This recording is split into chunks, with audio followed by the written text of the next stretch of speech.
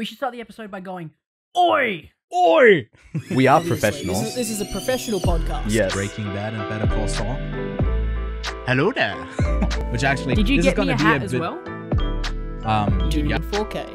Yes. So I've got Dooncam. It's just a camera. Welcome back to the Quiet On Set podcast powered by Cineman. I'm Ewan and I'm joined by Lachlan. Hello, Ewan. And today we're taking a look at the third season of The Boys who return. And if you want to get your fix of your temp V, then go on and scroll down and look, subscribe and like real quick. I'm sure it will land in your inbox if you do that, and it just helps us grow the show and you get more content. Homelander, as always, is unhinged and a looming threat. And craving milk. And craving milk still, as always, as you should. You know, he should probably switch to non-dairy milk. I think that Soy. would definitely help Soy. him. Yeah, he should be a little soy boy. I think that would be great. So in addition to the already set cast, we get Jason Jenna Ackles. Jason What's his Ackles? name? Jason Ackles Ackles? as Jensen Soulja Boy. Ackles? Jensen. It's Jensen Ackles. Jensen Ackles Ackles fan from right the here. expert off screen. Yeah. And he's from the old team back from the Vietnam War era, and he might be a possibility to stop Homelander. So the boys set out to I guess team up with him to defeat Homelander. So that's kind of the overview, the plot for season 3. Another explosive, bloody, raunchy season of TV over on Prime Video. And Lachlan, without further ado, I think we are gonna jump straight into our spoiler review for The Boys season 3. We're going to jump in exactly how the season starts. It's just going to jump straight into it. And when we mean straight into where it, do you we mean, well, where exactly do you want to jump in? Well, if we're going to cover it, we have to cover all parts of The Boys. And I guess for this one, we have to start at the start, which is the inside of a man's dingaling. That's how you're going to describe that? That's how I'm going to describe that. Well, how would you describe the whole show, this season? Is it just an explosion that is caused by tickling the inside of your dingling? I would say this season is really fun. I feel like there is a midpoint where it drags a little bit too much, and there's just not enough going on that keeps me engaged. I just kind of kept watching because I was waiting for that next big shock factor, which I guess halfway through we get Herogasm as the episode, and that's a massive, holy shit, that's a crazy episode. Yeah. And I guess you get a massive shock at the start, which kind of drags you on, and then you get these little moments here and there. I guess The Boys is known for its shock value, but at the core of this season, it really says quite a bit. It's making a lot of social commentary, especially on the, I guess, the current political status of the United States of America. Small country, might have heard of it. Yeah. Again, they're making a massive comment on things that are going on over there. So, and I guess they're also taking the piss out of a lot of things. I guess my favorite one was the, I guess, the parody of the Pepsi ad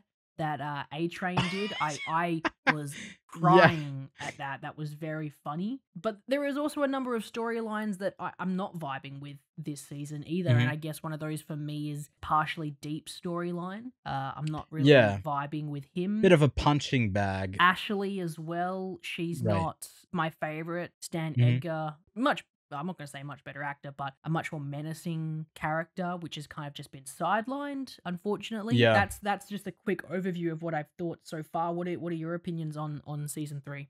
Bringing up, I guess, the least MVP characters of this season, I would probably agree with the Deep. I think that Ashley's character, for example, is kind of brought a bit more in the forefront as she's this super, like, suck-up to Homelander. And I guess she's the more interesting of the two suck-ups between the Deep and her, because the Deep is kind of preoccupied with sucking up some octopus. So, you know, you can't really fault him for that. He is really a busy man. But other than that, I think there's a lot of, like, really good storylines. I definitely agree with, like, the middle of the season slowing down a bit. I think mainly because it tries to, I guess, set up the character dynamics within the groups of the boys and them kind of being pinned up against each other. But we kind of still know either someone is gonna die and they come back again together, or by the end of the season they are forced to work together again. If they do it in a way where like it's justified that they have these arguments with each other that kind of pull them apart before they come back again, then it's fine. But I think it's just a bit more of the same when it comes to that dynamic. I didn't really feel that we have to focus so much on the dynamics within that group, because at the end of the day they really do align on their end goal. Although I think this season, apart from like the social commentary, is also like tackling the issue of like how far do we really want to push it, how far do you really want to go once you get the power. You know, that power up of this season, the boys also get powers. It is an interesting concept, but it's definitely like it feels a bit like written for that show, that like suddenly Butcher can go up against Homelander. But in a sense, it does kind of make sense, because I think Butcher in himself is a really strong character. So it makes sense that like someone like Huey gets a bit more of a passive power and Butcher a bigger one. But it's still crazy that he's like as powerful as Homelander. I can kind of go, oh, not as powerful, but like on a similar level. What did you think about the whole plot of like the Temp V coming into play this season? Well, yeah, it's to level the playing field, and I guess it's a great way of introducing it, because obviously we know that these soups are extremely powerful and essentially are bulletproof, some of them, and they're going up against just some random guys. I thought that I was really hoping that Butcher's powers weren't going to be OP. Turns out he's basically a mini Homelander, which is interesting. I guess it's based off their personalities, which makes no sense because you can't guess what a personality is going to be by the time they're a baby like Homelander is. So Homelander's personality, I know that he's a bit of a dick, but he's also quite insecure about certain things. So he should have the vanishing and thing. So it's kind of unfortunate that Huey's power is so... I guess it's mainly used for comedic value more than actual use case of laser beams and bulletproof and super strong like Butcher's powers are. But hey, they've got to have some kind of comedy in this show, because this show isn't super serious. It is really taking the piss out of a lot of things. So I guess I can't complain about that. But I guess it was one thing that I guess the teleporting and becoming naked thing became kind of old in terms of humor for me. Overall, like, what did you think of Huey as a character, you know? Huey this season didn't seem as engaging as he has in previous seasons. I don't know what it was, but I feel like he became a second character in comparison. I feel like Butcher took the main lead this season, where it's a bit unfortunate because obviously it opens up with Huey. I guess it's kind of like we recently talked about 11 in Stranger Things, how she's kind of taken a second class economy seat, and someone else has stepped to the first class seat in a plane, which is the season. So Butcher's kind of stepped up to the plate. Huey's kind of taken the back burner, which is unfortunate because Huey's a fun character, and him and Starlight's relationship is I guess super interesting.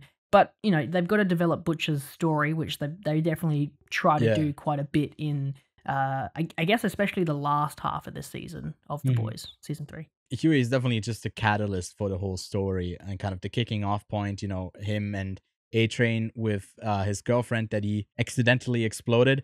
But I think what's coming more and more into shape with The Boys is that it's essentially really the standoff between Butcher and Homelander, and even more Homelander. I think if the show has a main character, I think Homelander is becoming more and more that like center point of the show. An amazing performance from Anthony Starr. He is great in this because he sells this really deeply flawed and insecure person who has this power and is wanting so many different things. And I was impressed that it doesn't come off as super messy by like so many different motivations that Homelander is pulling from, like the way that he wants to be perceived publicly and he wants the validation from people. Like that's a really complex character that interacts with everyone kind of slightly differently as he like needs that power check. And I think the dynamic that they set up in this season of like him slowly becoming someone who you could beat, who like could be afraid, and him realizing slowly how much power and how freely he can actually act because he is that powerful, essentially only craving, you know, validation from other people. And that can also just be an echo chamber that he kind of, feeds into, that's enough to fuel him. That is terrifying. I guess the place where like this becomes the more politically focused through line for the story of like how someone in power can just kind of feed into a smaller, really loud group of people and validate what the terrible things that they are doing and kind of justify them.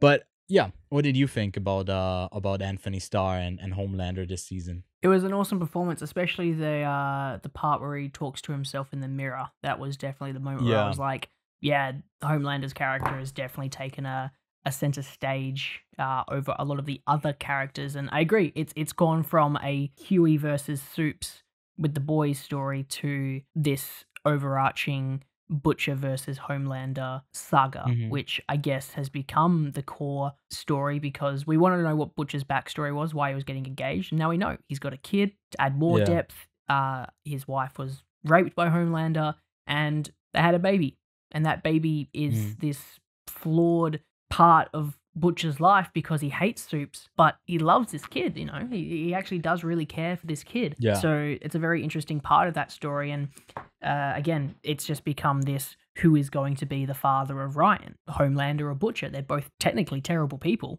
so it should be neither of them, but we have to fight for one of them. On that topic, now that we know like the 10th V is only keeping you alive temporary as well, and it's terminal, and Butcher is most likely going to die because of that, probably either next or in an upcoming season.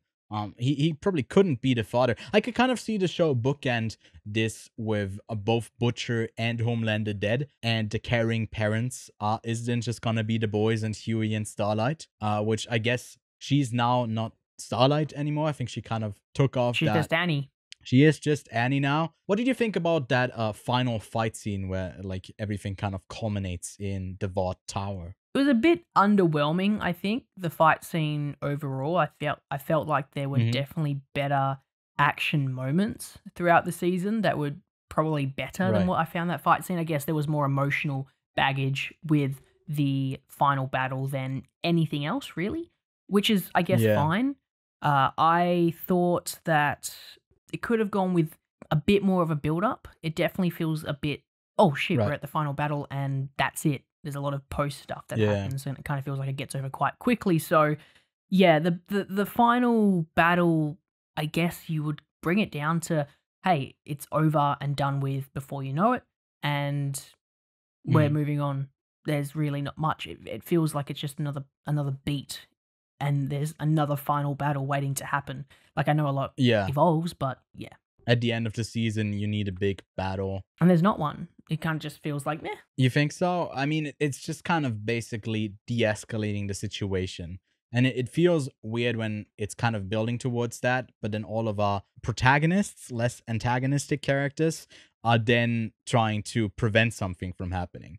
Which, they have that oh shit moment of like, oh, maybe we shouldn't do this. But at the end of the day, like, they don't want to go for Homelander, and then Soulja Boy just becomes the bad of the season, and I assume he dies, I guess. Well, we don't really know. We don't really get a resolution. I hope he's not dead, because I find him actually quite exciting as a character, which obviously this season we have the introduction of Soulja Boy, who is basically the original Homelander and the father of and Homelander, his father. Enough. What did you think about that storyline? That they was kind of, reveal, and then they kind of rushed it a bit, I'd say. Yeah, again, it feels like I felt like there was just had to be one more episode. I feel like there should have been an episode where Homelander's dealing with this reveal that he's got a father figure, or an actual father, I should say, and then it moves on to this fight, because it kind of just feels like, all right, fuck you, dad, fuck you, son, you're a terrible disgrace, I think you're a pussy, kill him. It does that thing where quickly before we see kind of the trauma being passed down from Soulja Boy's father onto him, and then he essentially says the same toxic thing to Homelander, and that just, I guess, leaves it open for, or I guess you put that generational trauma of shittiness onto the next person, but and it's the boy, so it can be that raunchy and direct. It doesn't need to like end in a happy ending, but still it felt a bit empty. There would have been another 2-3 beats needed from Soulja Boy to arrive there that he doesn't give a shit about Homelander, and it was more played in that scene as a reveal in like, oh, they're gonna fight each other, and it's gonna go a bit different, and it's actually gonna go down here, and people are still like leaving, so we gotta stop them from fighting, so there's not gonna be a bunch of casualties. And I think that's like taking away from the final moment between, or like that standoff moment between Soulja Boy and Homelander, which I guess should have been a bit more focused between just those two.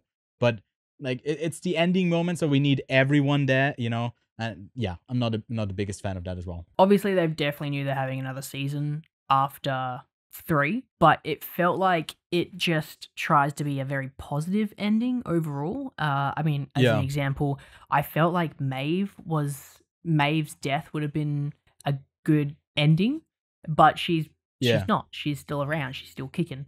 Because I found that her story, I definitely wasn't. It felt like it was being wrapped up. It felt like she was being kidnapped. They were harvesting her eggs, and then they were gonna like kill her. As like a very dark ending that Homelander's just like, I'm gonna kill you, and that would have been terrifying. But she's still got a very, I guess, happy-ish ending. She has no powers, and she's with the person she loves. I guess Noir is dead, which is unfortunate because I really like him.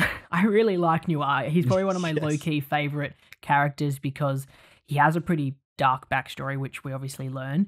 And the entire previous 2 seasons, he has been that kind of Batman-esque but darker character, and that's quite fun. So it's a bit unfortunate to see him die, but he definitely came into a bit more of a character this season instead of just a comedy character, which he definitely was previously. Yeah, they also gave him, I think, an episode on the Boys Diabolical. I can't remember what exactly happened in an episode. I haven't seen that yet. But actually. that's where like those cartoons were introduced. I think that's where, because they kind of popped up out of nowhere. It's like, huh, okay, this is something new. Yeah. But I just remember flicking through that show, so I don't exactly remember what the story was there. But yeah, more on Noir there. Yeah, so Noir Maeve is like 2 storylines that I thought that were going to be wrapped up, and one is. I mean, we don't really know. I mean, I guess he is dead, but he's not as dead as what other people have been. Like, there's definitely parts not as dead as other ones. They're dead. Where this one, it's like his guts are out, but he survived his brain being destroyed. So surely he could pull through, right? Yeah, what do you think about like the storyline between Frenchie and Kamiko? It gets a bit rough in the end. I thought it was excellent in the first half of the season, and then as soon as Frenchie is kidnapped, it just hits the shit. Like, all of a sudden, he's kidnapped. It's a musical. There's really no... Oh, fuck that musical moment, man. I was like, this is too much for me. It's too much. And I like when things do musicals. I like it when they do like a weird creative thing. But at this point in time, I was like... It's an odd choice, but I'll respect it because it just feels like it didn't fit this. Like the cartoons with Noir, creative choice, and I felt like it worked, if I'm totally honest. You say it came out of nowhere, but I felt like it worked for that character. But the creative choice to have a musical moment in this season, for me, it was a miss. What about the Imagine moment? Again, I love the Pepsi moment and the Imagine moment. Yeah. Excellent. They're both very, very good. The Imagine thing is super low budget as well. Like, they probably just were like, hey, can you record this? Because this is going to be a great thing to have in here. I think the only critique I would have for that is that, like, it's so literal one-to-one to our reality. And the Pepsi thing was fun enough, so I could, like, I don't know, I didn't really mind. But for Imagine, it's like, the boys is kind of making it really easy for themselves, but it's maybe just because the real world is so incredibly ridiculous at the moment. But so you could poke fun at it, but I felt like well, it's easy to do social commentary at the moment, which I mean is not to the fault of the boys. I just thought that that the Imagine thing, like the one-to-one thing, was a bit literal, but it also got a couple of chuckles out of me, and like overall, I guess to maybe cap this review, I would say it's one of the most interesting superhero properties that is going at the moment. For me, definitely rivaling or overtaking the Warner Brothers or whatever they are doing right now. All the mess that they have going on. Hates anything that the MCU does, so it's your number one, isn't it? Oh my god. And the MCU has had good films like Shang-Chi, or what Lachlan calls Shanghai. No, there's there's a couple good ones still that are coming out from there, but I think the 3 seasons of The Boys have been really solid.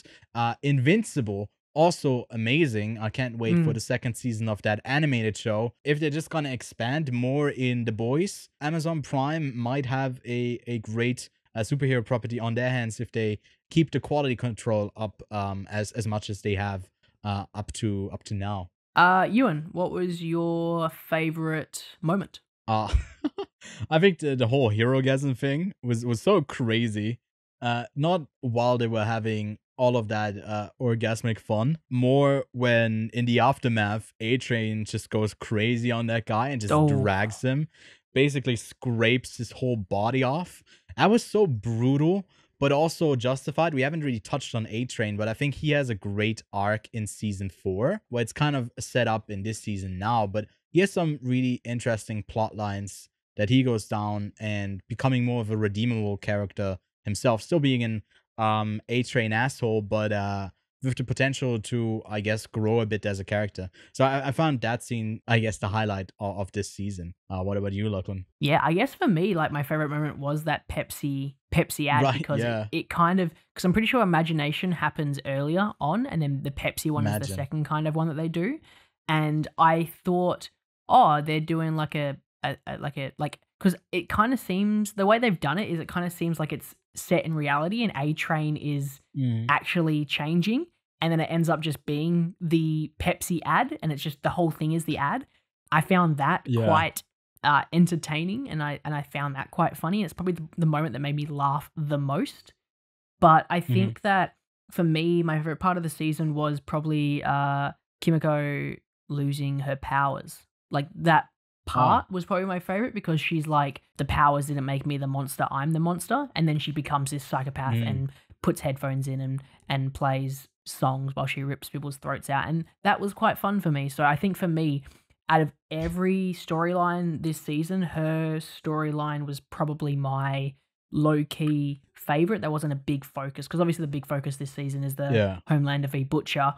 But for me, that was the Kimiko. And again, I just want to point out that the storytelling has definitely become, like, The Boys has, like, you don't expect it, but The Boys can definitely, as a whole, like, each season has just been able to tell this really cool story without a drop of quality. As you said, the quality control of this thing is insane. I don't think I've seen a drop in quality. I think it's like, I wouldn't say there's a season that's better than the other. I would literally say that The Boys season 1, 2, and 3 is just a consistently entertaining piece of TV, and there's not like I would say that, as I said in, again, I'm going to say it because we recently spoke about it. It's back-to-back recording, by the way, of Stranger Things.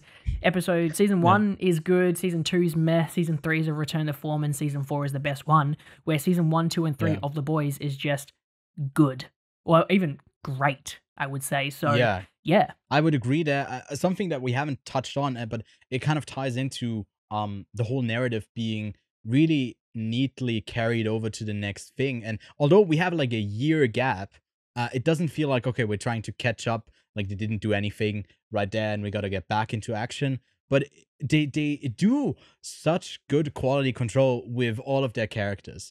And I think like something that maybe an MCU thing cannot do, because it's also difficult to manage, because it's under the same umbrella but not in the whole like narrative made by the same people, is like how you write these characters. And they are consistent in the way that they behave, and because they focus on a more gritty outlook, which is more realistic, you get to write these characters also better than just like a performative superhero thing. And when they do the performative thing, then it's like us looking at them doing the performance, judging them for it. So like there's a lot of depth that you can have, because these people are layered, which we don't really get in a lot of other superhero property. I think that's also what makes The Boys so immensely entertaining and interesting to see.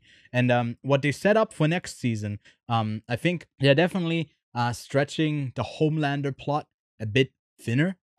The way that they set up like Newman as VP, potentially then maybe going for president later on, having her like in charge of being a bad guy, and then that could kind of tame Homelander for a bit if like she I don't know, her political values don't really align with that. She's always been kind of contradiction to that, kind of battling that. But if she leans more into the side of like what Homelander would approve, then maybe you could have like this big takedown of the entire government that is now corrupted as like the final few seasons of the book. Or maybe they take it in like a totally different direction as well. But yeah, it looks super promising. Even if they just focus on more as Newman, when it goes from Soulja Boy to VP Newman as the new antagonist of the season. But I'm super keen for the next season of The Boys. And where would you arrive at as a rating for this season, Lachlan? I want to give it like a solid. No. What would you come to at a? Because I feel like you're copying me every time I say my. Yeah, we had this discussion previously. What do you rate The Boys? Could I hide it here? How about on the count of three, we both say our number? No. How about on the count of three, we both say the number? Yeah. Okay. 1, Oh, 2, are we doing it on 3? Can you do it from 3 to 1? Come on, thank you. Yeah, 3 to 1. It's way easier. Why would you do that? We always count 3, 2, 1, and this time you just have to go 3, I was thinking 1, 2, about 3. the number, so I was counting up to the number. Cool. Because you could have done it at 5 or 6. 3, 2, 1, 8. 8. You copied me. Hey, I didn't copy you. From the other side of the world. I'm leaning towards like an 8.5 to disagree with you there, so we're not totally the same. It's a solid show through and through. It doesn't mean that like everything's perfect about it, but I think the consistency is what makes this like a solid like 8 out of 10 show from beginning to end. That's bringing us to the end. I guess the question we should pose on is, who would you have at your Herogasm? Let us know in the comments below. And bringing us to the end of our Boys Season 3 review, please consider subscribing to us. Each Monday we release our main show, the Quiet on Set podcast. Next week we are talking about The Grey Man, the Russo brothers' latest action flick, hitting literally any of your screens since it's releasing on Netflix. So you can watch that on your Dolby-powered Atmos soundbar and Vision TV, or that could literally be your iPod. I think that's just you. Touch. That's just me. Or it could be your iPod Touch. Who knows? Who cares? Because you can watch cinema on any screen now. iPod Shuffle all the way to your car's infotainment system. I don't think you make the iPod Shuffle anymore, man. What is this like blasphemous wrong information that you put out here? I don't think the iPod Shuffle, yeah. Does that even have a screen? Actually, the joke I was going to do was I was trying to download Dune and add it to iTunes so I could watch it on the iPod Shuffle and then take a photo and upload it to Reddit. That was my joke that I wanted to do, but I could never get it working. If you want to stick around, we've got a number of other videos releasing. You can catch our thoughts on Stranger Things Season 4, and we've also got a new video releasing that is our top 4, coincidentally number 4 again, favorite films on our Letterboxd accounts. So that's just you and I breaking down a couple of our favorite movies currently, because they change like there's no tomorrow. You will discover spoilers, one of his favorites is Blade Runner 2049. I'm sorry. And spoiler, Ewan's an art house nut.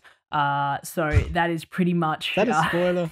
Everyone knows that already. Everyone knows that at this point. You're literally wearing a Letterboxd hat, so nerd. Gosh. Yeah, the only other one I got here is literally from Gun. So from Gun.